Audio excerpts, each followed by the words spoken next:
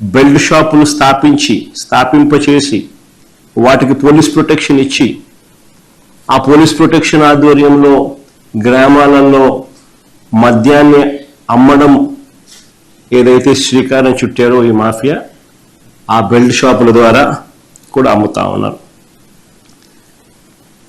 Belt షాపులే కాకుండా ఏకంగా illegal permit రూములు వీళ్ళ ఆధ్వర్యంలోనే జరుగుతూ ఉన్న ఇల్లీగల్ పర్మిట్ రూముల ద్వారా కూడా మద్యాన్ని విచ్చలవిడిగా అమ్ముతా ఉన్నారు. ఈ కల్తీ మద్యాన్ని ప్రభుత్వ ఖజానాకు వేల కోట్ల రూపాయలు నష్టం కలిగిస్తూ ప్రజల ఆరోగ్యాన్ని పణంగా పెడుతూ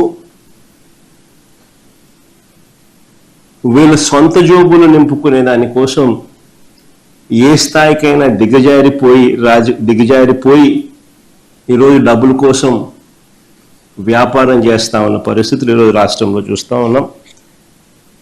చూస్తా ఉన్న ఈ నేపథ్యంలో దొరికిపోయిన వైనాన్ని